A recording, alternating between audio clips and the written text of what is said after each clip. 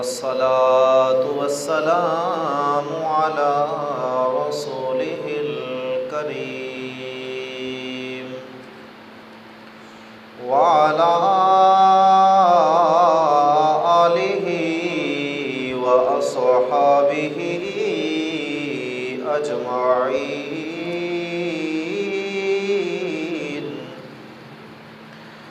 أما بعد فأعوذ بالله من الشيطان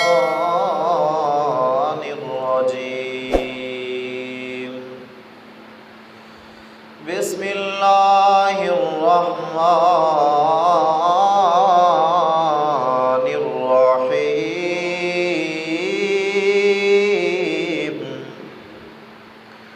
ولا تقولوا لمن يقتل في سبيل الله أموات بل أحياء ولكن لا تشعرون.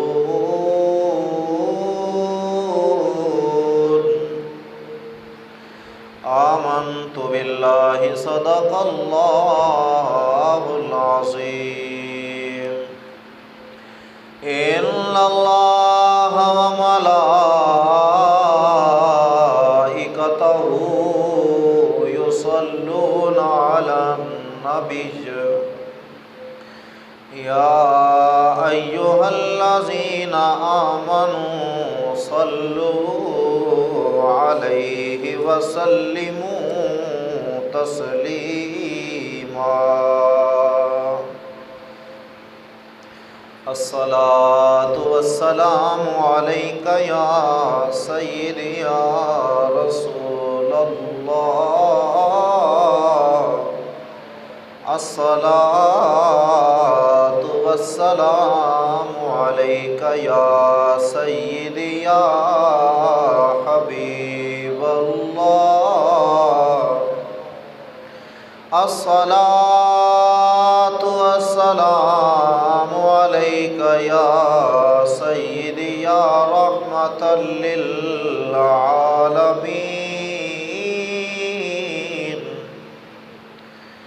وعلى آلك وصحابك يا سيدي يا حضرت محمد رسول الله صلى الله تعالى عليه وعلى آله وسلم.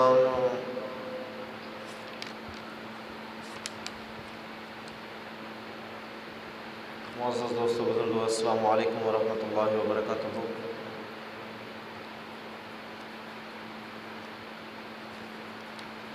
ماشاءاللہ آپ جانتے ہیں کہ یہ ماہ محرم الحرام شریف کا تیسرا جمعۃ المبارک ہے. دعائے خالق کائنات اپنے پیارے حبیب صلی اللہ تعالی علیہ وآلہ وسلم کا صدقہ امت مسلمہ پر اپنی رحمتوں کا نزول فرمائے، اور خالق کائنات اپنے پیارے حبیب صلی اللہ تعالی علیہ وآلہ وسلم کے وسیلہ جمیلہ سے جتنے بھی مسلمان اس دنیا فانی سے رخصت ہو چکے ہیں، خالق کائنات ان تمام کی بخشش فرمائے.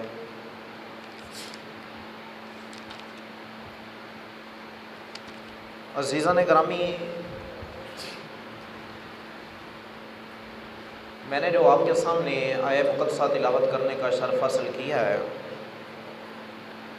اس کے اندر خالق کائنات نے ان ہستیوں کا ذکر فرمایا ہے جنہوں نے اپنی جانیں اپنے رب کے نام پہ قربان کی ہیں.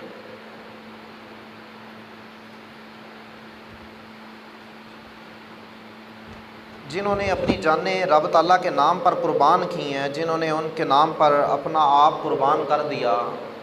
خالق کائنات ان کے بارے میں فرماتا ہے کہ وَلَا تَقُولُوا لِمَن يُقْتَلُ فِي سَبِيلِ اللَّهِ أَمْوَاتٌ جو میری راہ کے اندر قتل ہو جائیں تم ان کو مردہ نہ کہو، بل احیاء، بلکہ وہ زندہ ہیں، وَلَٰكِن لَا تَشْعُرُونَ، لیکن تم کو ان کی زندگی کا شعور نہیں ہے۔ اس قرآن پاک کی آیت مبارکہ سے یہ بات روز روشن کی طرح عیاں ہو گئی کہ جو اللہ کی راہ کے اندر اپنی جان کا نذرانہ پیش کر دے وہ مرتا نہیں ہے، بلکہ اللہ رب العزت اس کو زندگی عطا فرماتا ہے۔ اور جب اللہ کی راہ کے اندر قتل ہونے والے کا یہ مقام ہے، شہید ہونے والے کا یہ مقام ہے کہ وہ اپنی جان اپنے رب کی راہ کے اندر قربان کرتا ہے، تو میرا رب فرماتا ہے تو نے قربان کر دی ہے، لیکن یاد رکھنا تو مرا نہیں ہے، تو پھر بھی زندہ ہے۔ اگر اللہ رب العزت کی راہ کے اندر قتل ہونے والا، شہید ہونے والا زندہ ہے، تو پھر جس غلام کی یہ شان ہے، آپ بتائیے اس آقا کا کیا مقام ہوگا؟ یہ شان اگر حضور صلی اللہ علیہ وسلم کے غلام کی ہے جو اللہ کی راہ کے اندر اپنی جان کا نذرانہ پیش کر رہا ہے، وہ زندہ ہے، تو پھر اس غلام کا آقا کس شان سے زندہ ہوگا؟ اور حضرت امام حسین رضی اللہ تعالی عنہ آج بھی زندہ ہیں۔ کیوں؟ کیونکہ انہوں نے اپنی جان اللہ رب العزت کی راہ کے اندر دی ہے، اور جو اپنی جان اس خالق مالک کی راہ کے اندر قربان کر دے، میرا رب فرماتا ہے تم نے اس کو مردہ کہنا ہی نہیں ہے، تم نے اس کو مردہ کہنا ہی نہیں ہے، بلکہ وہ تو زندہ ہے۔ یا اللہ کیسے زندہ ہے؟ ہماری عقل میں نہیں آتا۔ رب تعالیٰ فرماتا میں نے کہہ جو دیا، وَلَٰكِن لَا تَشْعُرُونَ، تمہیں ان کی زندگی کا شعور نہیں ہے۔ جب میں کہہ رہا ہوں کہ تمہیں ان کی زندگی سمجھ میں نہیں آنی، تو پھر کیسے آ سکتی؟ جب رب کہہ رہا ہے کہ تم کو ان کی زندگی سمجھ نہیں آنی ہے، وہ زندہ ہے، تو پھر تم کیوں کہتے ہو کہ یا اللہ سمجھ میں نہیں آتا؟ وہ واقعی سمجھ میں نہیں آتا، ہاں، لیکن ایک گروہ ہے جن کو سمجھ میں آتا ہے۔ یا اللہ وہ کون ہے؟ فرمایا وہ عشق کے بندے ہیں جن کو یہ بات سمجھ آتی ہے، وہ عشق والے ہیں جن کو یہ بات سمجھ آتی ہے کہ اگر رب کی راہ کے اندر اپنی جان دے دیں، اپنا آپ قربان کر دیں، پھر بھی زخم لگ جائیں، چوٹیں لگ جائیں، تیروں کے نشان لگ جائیں، رب تعالیٰ فرماتا ہے زخم بھی ہیں، تیروں کے نشان بھی ہیں، جان بھی نکل گئی ہے، سبھی معاملات جیسے اور بندہ مر رہا ہے جو اللہ کی راہ کے اندر نہیں مرا، فرمایا اسی کی طرح سب معاملات ہو رہے ہیں، لیکن اس کے اور اس کے درمیان فرق یہ ہے وہ مرا ہے کسی اور کے لیے، یہ مرا ہے میرے نام پہ۔ فرمایا جو کسی اور کے لیے مر جائے وہ مردہ ہے، جو میرے محبوب کے نام پر اپنی جان قربان کر دے، فرمایا وہ زندہ ہے۔ یار کے نام پہ جان دینے میں زندگی ہے، حضور صلی اللہ تعالیٰ علیہ وآلہ وسلم کے نام پہ اپنے آپ کو قربان کرنے میں حیات ہے۔ اور حضرت امام حسین رضی اللہ تعالیٰ عنہ کا ایک مقام تھا اور ایک امتحان تھا۔ ہر بندے کی زندگی کے اندر ایک مقام ہوتا ہے، ایک امتحان ہوتا ہے۔ اب کربلا کے اندر جانا آپ کا امتحان ہے، اور جنت سے جوڑے آنا، میوے آنا، جبرائیل کا جھولا جھلانا، یہ آپ کا شان ہے، یہ آپ کا مقام ہے کہ جبرائیل جن کو جھولے کو جھلا رہا ہے، جن کے لیے جنت میوے سے لا رہا ہے، وہ حسین ہے۔ تو اے سونا حسین یہ کیا فرمایا؟ یہ ہمارا مقام ہے، ہم شان ہی اتنی والے ہیں۔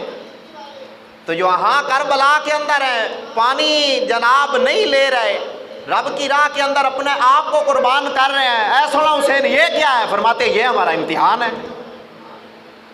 اب دیکھیں نا، رب تعالیٰ کے پیارے حبیب صلی اللہ تعالیٰ علیہ وآلہ وسلم نے پہلے ہی خبر دے دی تھی کہ میرے حسین نے شہید ہونا ہے۔ اگر حضور اپنے ہاتھ اٹھا دیتے کہ یا اللہ یہ حسین نے شہید ہونا ہے، مجھے بہت پیارا ہے، مجھے بہت پیارا ہے، یا اللہ اس کا امتحان ٹال دے، رب تعالیٰ نے ٹال نہیں دینا تھا۔ حضور کی دعا ہو اگر حضرت عمر کے لیے اٹھ جائے، ہاتھ اٹھ جائے، تو عمر بارگاہ مصطفی میں اپنے آپ کو قربان کر دیتا ہے، تو اس حسین کے لیے اٹھ جاتے تو کیا رب تعالیٰ نے قبول نہیں کرنی تھی؟ لیکن مصطفیٰ نے بھی نہیں کہا کہ یا اللہ ٹال دینا۔ حضرت بی بی فاطمہ تو زہرا سلام اللہ علیہا نے بھی نہیں کہا کہ یا اللہ امتحان کو ٹال دینا. کیوں؟ وجہ کیا ہے؟ اب میں اس بات کو آپ کو تھوڑا سمجھاتا ہوں. آپ کا بچہ اسکول میں پڑھتا ہو، کالج میں پڑھتا ہو، تو اس کے ایگزامز آ جائیں، پیپر آ جائیں، اس کے کیا آ جائیں؟ پیپر آ جائیں. تو اب ماں باپ نے کبھی کہا ہے جا کر اپنے اس ٹیچر کو جو اس کے بچے کو پڑھا رہا ہے کہ سر جی ہوں امتحانوں کا ٹائم آ گیا جے تو ہوں تسی ایویں کرو، انہوں کوئی 10 دن جنہیں دے امتحان نے انہوں چھٹیاں دے دیو، تینوں گھر بھیج دیو؟ کبھی کسی کے والدین نے کہا جا کر اس ٹیچر کو کہ ابھی امتحان کے دن ہے، اس کو چھٹی دے دو؟ کوئی بھی نہیں کہتا. بلکہ والدین جو ہوتے ہیں نا، وہ جا کر ٹیچر کو کہتے ہیں کہ جناب ہمارے بیٹے پہ محنت کرنا تاکہ ہمارا بیٹا جو ہے وہ ٹاپ پہ رہے، اس کے نمبر سب سے اچھے ہوں، اس کی تیاری بہت اچھی ہو. ادھر یہ حال ہے دنیا دار کا کہ وہ اپنے بیٹے کے امتحان پر اس کو گھر نہیں بٹھاتا، بلکہ اس کی کامیابی کے لیے دعائیں کرتا ہے، اس کی کامیابی کے لیے دعائیں کرتا ہے. آج بھی آپ کے بچے آپ سے دعائیں کرواتے ہیں کہ ہمارے لیے دعا کرنا، ہم امتحانوں کے اندر پاس ہو جائیں. ہمیں بھی آ کر کہتے ہیں جناب ہمارے لیے دعا کرنا، ہم امتحانوں کے اندر پاس ہو جائیں. اور ہم دعا کرتے ہیں خالق کائنات جن کے پیپر ہونے والے ہیں اور جن کے رزلٹ آنے والے ہیں، جن کا بھی رزلٹ آ چکا ہے یا جن کے آنے والے ہیں، خالق کائنات تمام کو کامیابیوں سے ہم کنار فرمائے. ہر بچے کے اچھے نمبر ہیں، ہم ان کے لیے دعا گو ہیں، خالق کائنات تمام کی خیر فرمائے، تمام کے رزلٹ اچھے ہیں. لیکن میں یہاں پر یہ بات کرنا چاہتا ہوں، اگر بیٹا ہو وہ پڑھتا ہو وہاں پر، تو باپ نے کبھی نہیں کہا کہ پتر ہوں گھرے بہ جا، بلکہ ان کی کامیابیاں دیا دعاواں منگتا ہے. اللہ میں پوتر بھیج چھڈا ہے، اج ان کا پیپر رہی تو میں تیری بارگاہ وچ ہاتھ اٹھانا انہوں کامیاب کر چھڈی. میں آخا دنیا دار ہوئے تو دنیاوی تعلیم ہوئے تے او نہیں چاہتا میرا پتر گھر بہ جاوے، بلکہ او ہاتھ اٹھاندا یا اللہ انہوں کامیابی عطا فرمائی. تے جیڑا نکلے ہی رب تعالیٰ دی رضا واسطے، جندہ مقصد ہی رب تعالیٰ دی رضا نو پانا ہوئے، جیڑا جاوے بھی آدھے رب دی رضا نو پان لے. میں نے دسوں آج جدو رب تعالیٰ دی بارگاہ دے وچوں امتحان لینا چاہ تو مصطفیٰ نے کیویں ہاتھ اٹھائے ہوئے یا اللہ ان دا امتحان لا لویں، بلکہ مصطفیٰ نے ہاتھ اٹھائے اللہ سونے حسین نو صبر عطا فرماویں. پھر امام حسین نے سارا کچھ لٹاتے، سارا کچھ قربان کرتے. یہی دسیا ہے کہ کائنات والے وہ چاہتے تو اسی امتحان اپنا ٹلا لیندے، لیکن امتحان ٹلان نہیں آئے، اسی امتحان وچ کامیابی پان لے آئے ہیں. پھر اس واسطے تسی آکھ لیا کہ با حسین میں تیرے قربان،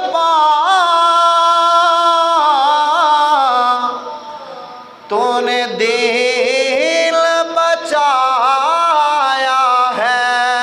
واہ حسین میں تیرے قربان،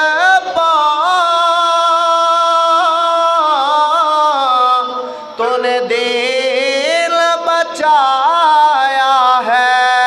میدان کربل میں گربا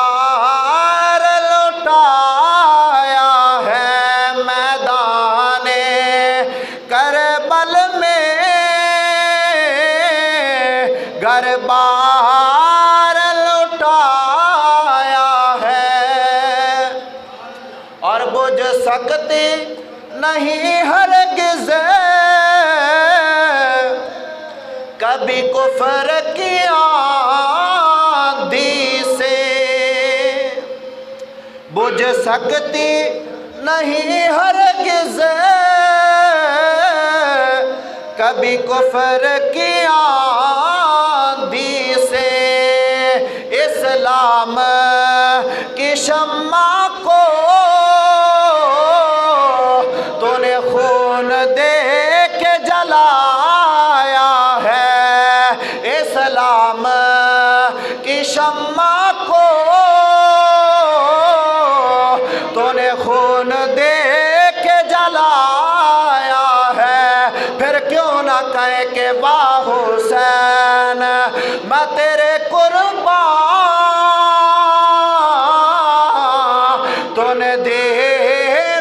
بچایا ہے، واہ حسین میں تیرے قربان، تو نے دین۔ حضرت امام حسین رضی اللہ تعالیٰ عنہ میدان کربلا کے اندر ہیں، ایک ایک حضور صلی اللہ تعالیٰ علیہ وسلم کا غلام وہاں پر اپنی جان کا نذرانہ پیش کر رہا ہے، ایک ایک آپ کو بارگاہ میں حاضر ہو کر اجازت طلب کر رہے، سونا حسین اجازت عطا فرمائے تاکہ ہم میدان کربلا کے اندر اپنی رب کی رضا کو پالیں۔ میرے کریم آقا صلی اللہ تعالیٰ علیہ وسلم کے غلاموں سنو،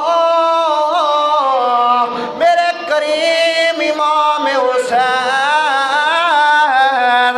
جب آخری علی اصغر رضی اللہ تعالیٰ عنہ نے جام شہادت نوش فرمایا، اب امام حسین رضی اللہ تعالیٰ عنہ اتمام حجت کے لیے ان کوفیوں کے پاس آئے اور یزیدی لشکر کے پاس آئے، فرمایا او یزیدیوں کان کھول کر سن لو، خط دے کر وہاں خط پہنچا کر تم نے مجھ کو یہاں پر بلایا ہے، آج ہمیں یہاں بلا کر ہمیں قتل کر رہے ہو، شہید کر رہے ہو، اور تمہارے اندر وفا نہیں ہے، اور بتاؤ کل قیامت کے دن میرے نانا جان کو کیا منہ دکھاؤ گے؟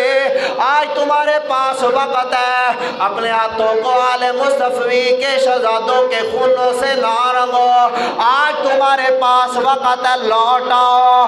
اتمام حجت کے لیے خطبہ دیا تاکہ کل قیامت کا دن کوئی یہ نہ کہہ سکے کہ ہمیں تو ان کی شان کا پتہ نہیں تھا، ہمیں تو ان کے مقام کا پتہ نہیں تھا، ہمیں تو ان کی رفعت کا پتہ نہیں تھا۔ فرمایا کان کھول کر سن لو، آج میں تم کو بتا رہا ہوں، آج میں تم کو بتلا رہا ہوں تاکہ کل قیامت کے دن تم عذر پیش نہ کرو کہ ہم ان کی شان کو نہیں جانتے تھے۔ فرمایا آج بھی وقت ہے، لوٹ جاؤ۔ انہوں نے کہا اے حسین ہمیں لگتا ہے تو ہم سے ڈر گیا ہے، ہمیں لگتا ہے تو ہم سے ڈر گیا ہے، تو خوف کھا گیا ہے، تو مرنا نہیں چاہتا ہے، تو اپنی موت سے ڈر چکا ہے۔ سونے حسین نے فرمایا لا لا، اور میں موت سے نہیں ڈر رہا، بلکہ میں تو تم کو دوزخ سے بچانے کے لیے خطبہ ارشاد فرما رہا ہوں۔ اگر آج تم واپس لوٹ آؤ گے پھر یاد رکھ لو قیامت کے دن تم سرخرو ہو جاؤ گے۔ اور حسین موت سے ڈرنے والا نہیں ہے، بلکہ حسین اپنے نانا جان کے دین کے لیے اپنی جان کو قربان کرنے والا ہے۔ حسین موت سے ڈرنے والا نہیں ہے، حسین تو اپنے نانا جان کے دین کے لیے اپنی جان کو قربان کرنے والا ہے۔ تو یہ باتیں کر رہا ہوں یہ اتمام حجت کے لیے کر رہا ہوں۔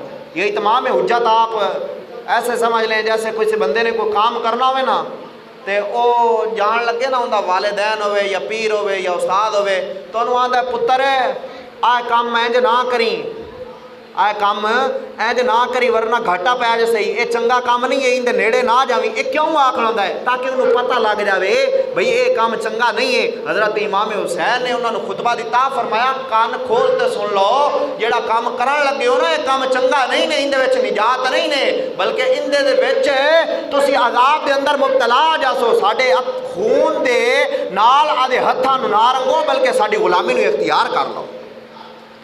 اگوں تو پھر یزیدی ہے، انہوں نے گل کتنے سمجھ آتی، یہ گل انہوں نے کتنے سمجھ آنی سی؟ انہوں نے سمجھا حسین ڈر گیا۔ حضرت امام حسین نے فرمایا ہم ڈرنے والے نہیں ہیں، ہم ڈرنے والے نہیں ہیں، تم اگر سمجھ رہے ہو نا ہم ڈر گئے، ہم ڈرے نہیں ہیں۔ انہوں نے کہا حسین پھر تیار ہو جا موت کے لیے۔ آپ نے فرمایا اگر تمہاری یہ خواہش ہے کہ تم باز نہیں آؤ گے تو پھر حسین تیار ہے۔ حضرت امام حسین رضی اللہ تعالیٰ اپنے خیمے کے اندر گئے، جا کر حضرت امام زین العابدین جو وہاں پر بیمار تھے ان سے بات چیت ہوئی۔ امام زین العابدین عرض کرتے ہیں بابا جان آپ مجھے اجازت عطا فرمائیں میں وہاں پر جاتا ہوں۔ آپ مجھے تلوار دیں میں وہاں پر جاتا ہوں۔ آپ نے فرمایا نہیں نہیں تو نہیں جانا، تیری نسل سے تو جناب آخر تک یہی سلسلہ چلتا رہے گا۔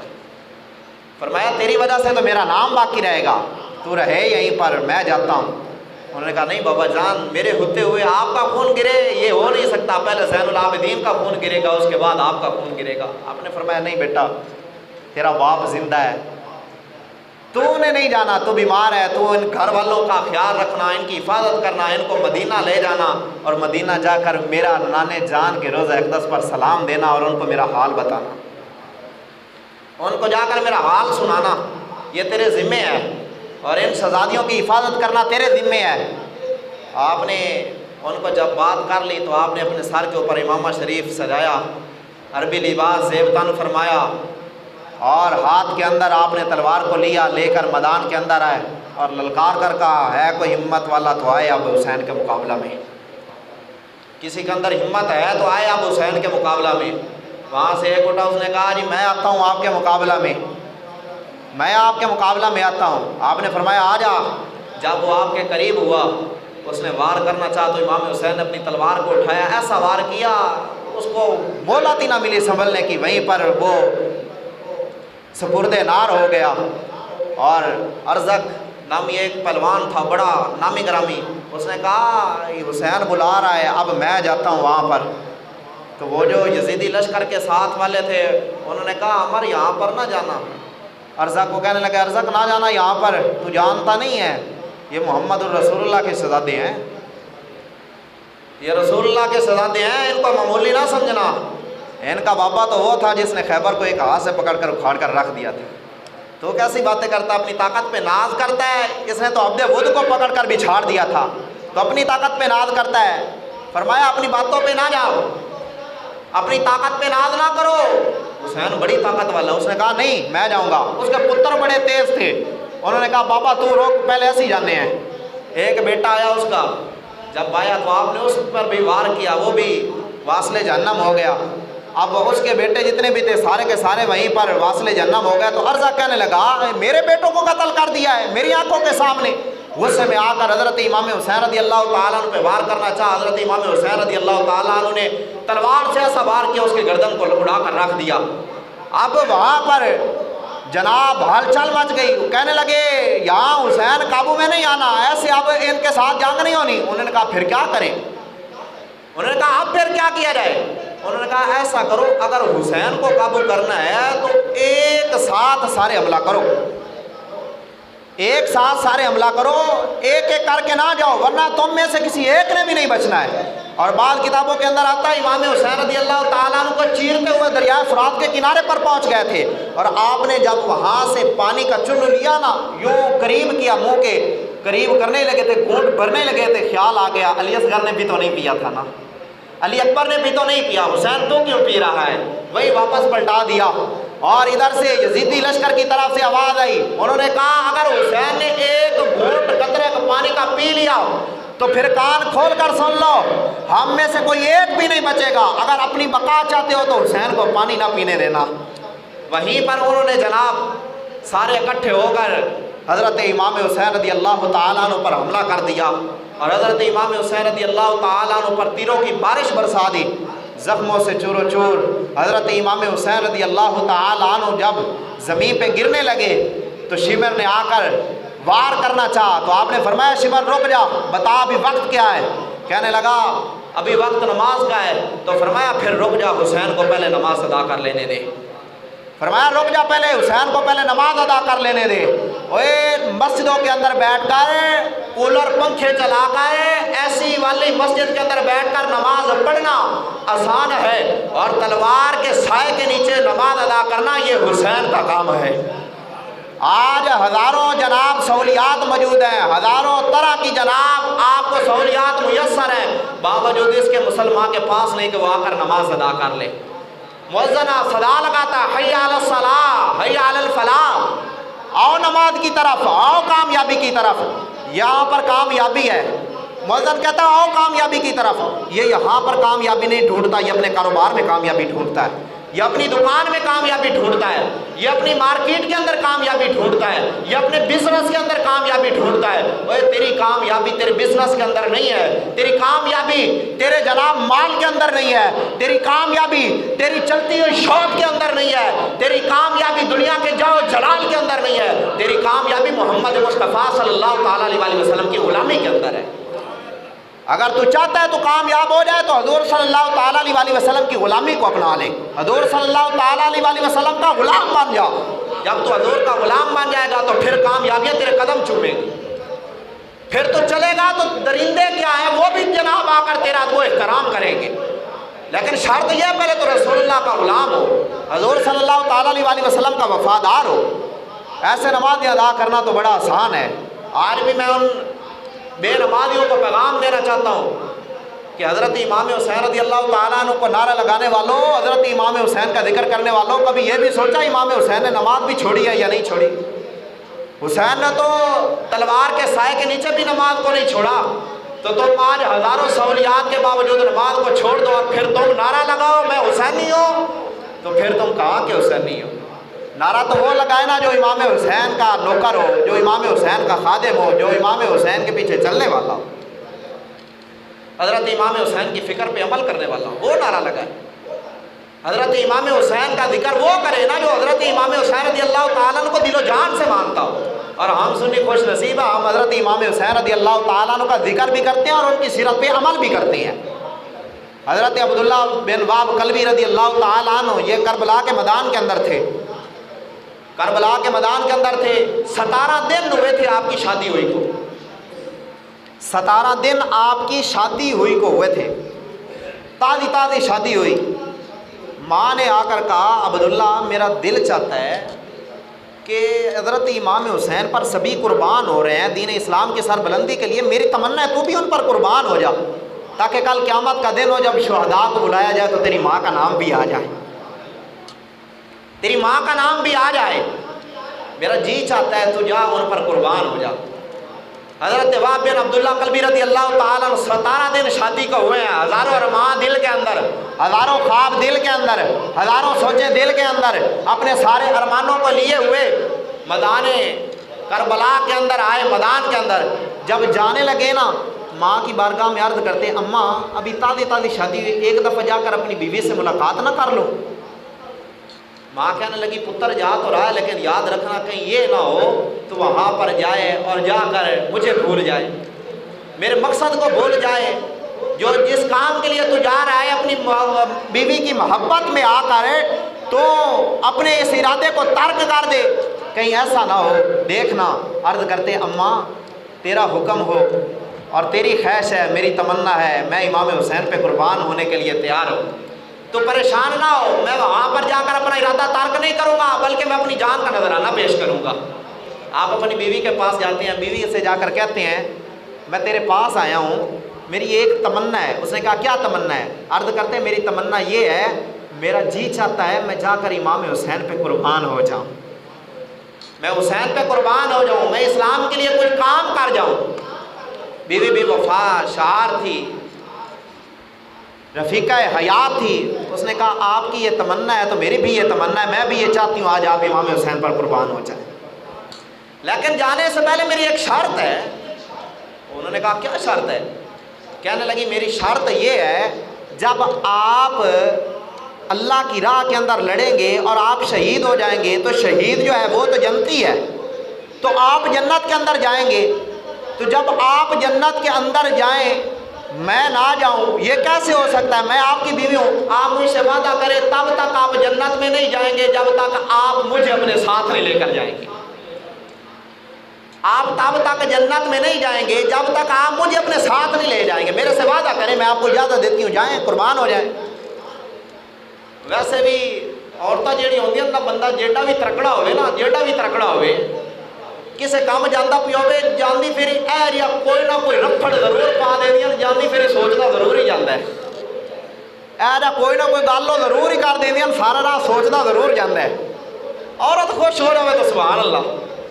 اور میرے ذہن میں سے گال آ گئی، ایک بزرگ ہے اللہ دے بڑے ولی ہے، بڑے پہنچے ہوئے ہیں، بڑے مقام والے ہیں، تے وہ باہر لوگ ان دی بڑی عزت کرن، بڑا ان دے جناب چرچے ہون، تو گھرے آتے آکھن میں بڑا اللہ دا وڈا ولی ہاں تے تو میری عزت نہیں کرنی ہے، تو مینوں پیر نہیں مننی ہے۔ وہ آکھے میں تینوں پیر مننی ہاں پر تو نہ پیرا رنگا نہیں ہے۔ وہ آکھا مینوں یہ دس جو اگر میں آکھا میں انہاں پیرا رنگا تو مینوں کیویں مناونا پوسی؟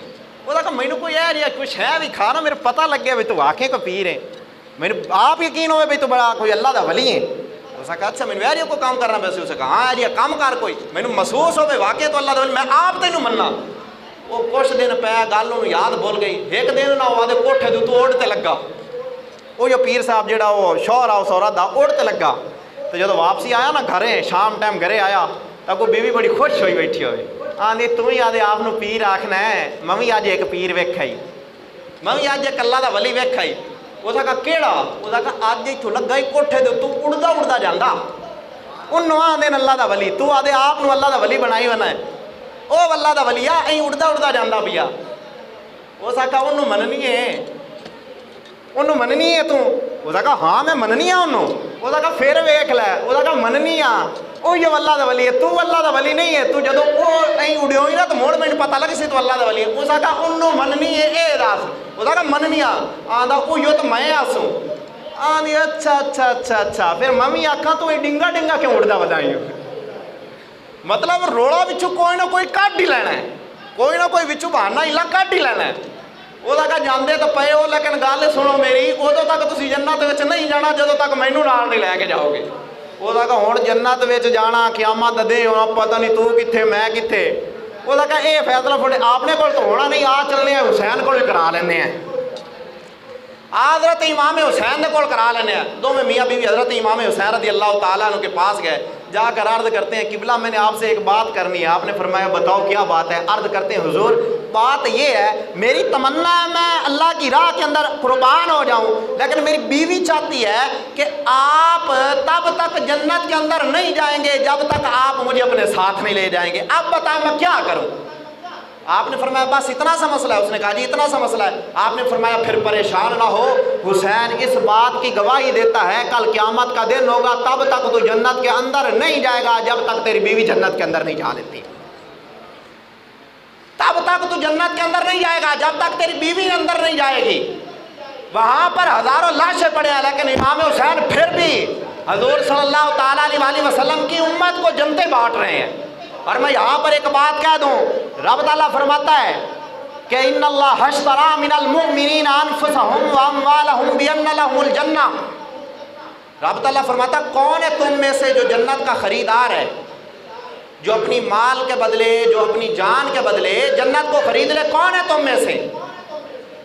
ہے کوئی تم میں سے جو جنت کو خریدنا چاہے؟ یا اللہ ہم سب ہیں۔ فرمایا پھر ایسا کرو اپنا مال دو، اپنی جان دو، جنت لے لو۔ اب یہاں سے پتہ چلا مال دیں جان دیں پھر جنت مل جاتی ہے۔ اب تھوڑا توجہ فرمائیں گے، حضرت امام حسین نے مال بھی دیا ہے جان بھی دی ہے، لیکن اس سے پہلے آپ ذرا توجہ فرمائیں، حضور صلی اللہ علیہ وسلم نے تو ان کے بارے میں فرمایا کہ یہ جنتی جوانوں کے سردار ہیں۔ یہ جنتی تو ہیں ہی ہیں لیکن جنتی نوجوانوں کے سردار بھی ہیں۔